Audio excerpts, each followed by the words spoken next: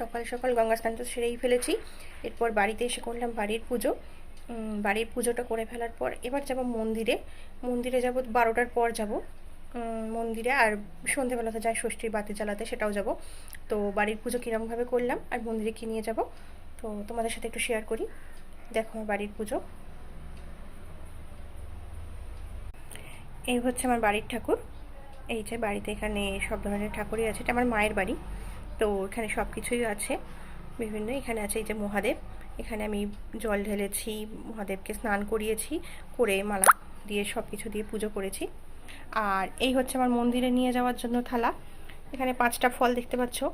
নীলের পুজো যেহেতু নীল ষষ্ঠী হওয়ার আগে অবধি আম খাই না, তো শীষ সমেত আম দিয়ে পুজো দিতে হয়।